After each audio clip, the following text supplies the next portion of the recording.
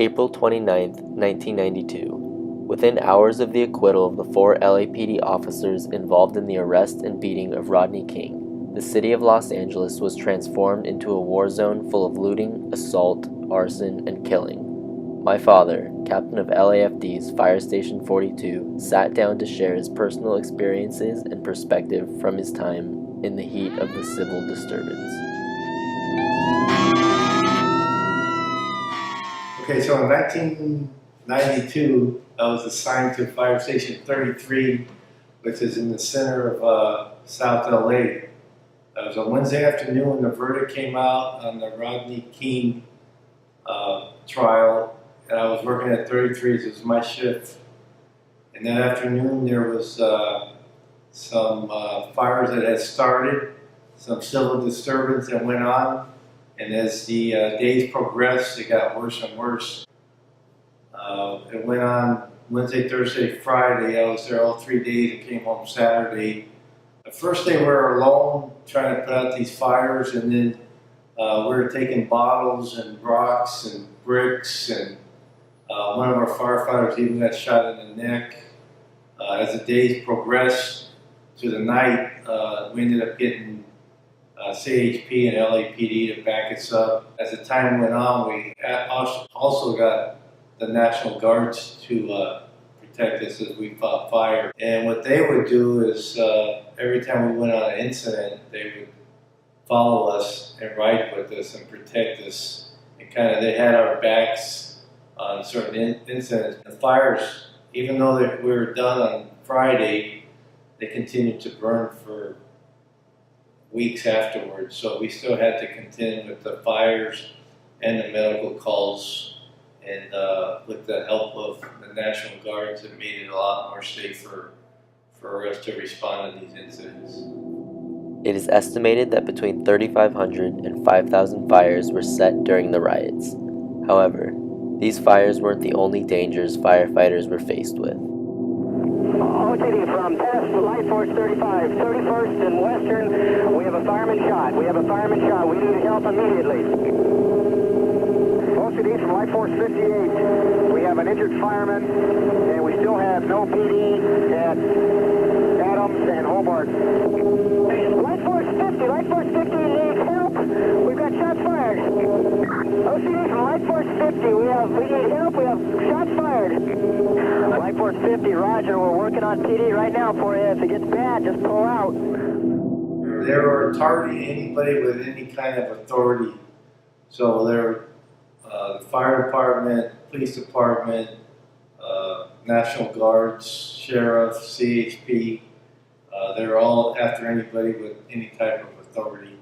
For the most part, we're neutral. We don't get involved in that. I mean, we're there for the emergency, and we don't pick sides either way.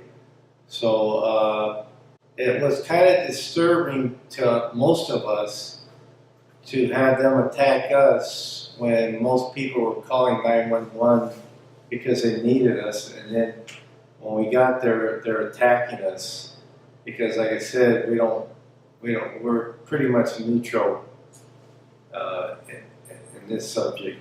There was one incident I remember. We were going to a fire, and as we turned the corner, there's a group of people standing there, and one of them stepped off the curb and threw a red brick.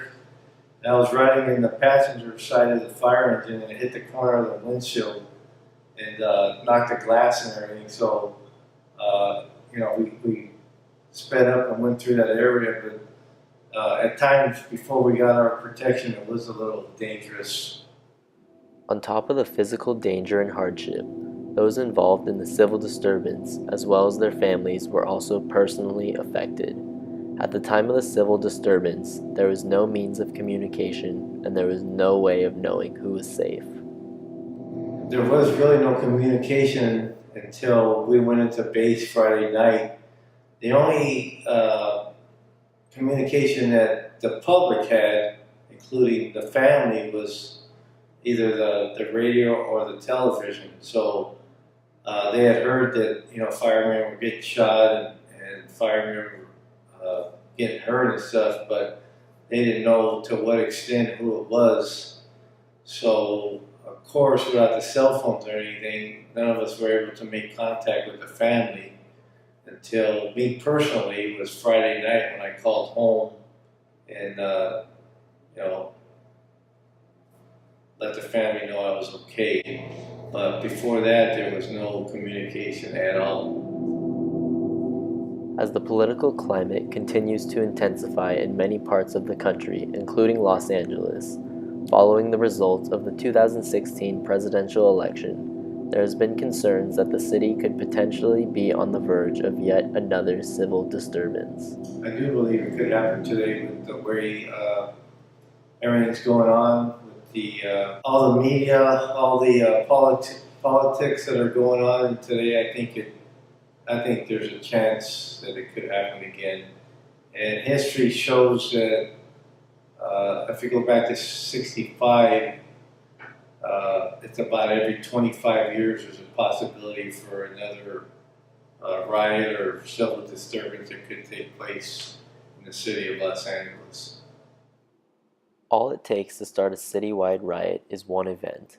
Regardless of their personal stances or their lack of involvement in the event, the city's firefighters will always be first on scene to bravely protect Los Angeles and its citizens from the chaos and the heat of the civil disturbance.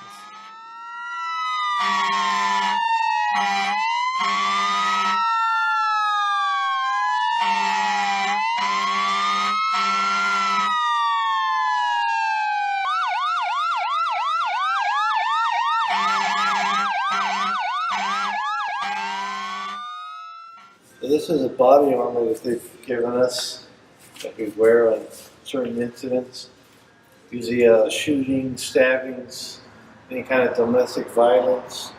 However, we need to cover it with our brush coat, which is this piece of equipment here that we use to cover it to conceal it. And we don't want to be mistaken for police officers.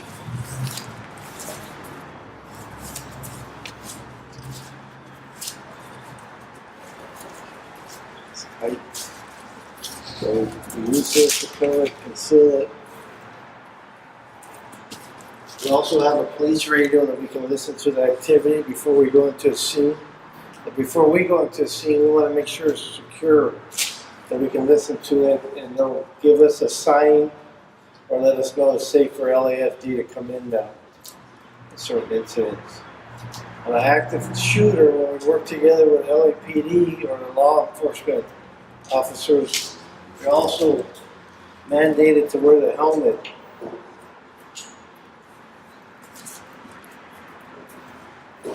But even though we're firefighters, we can look like this going in to assist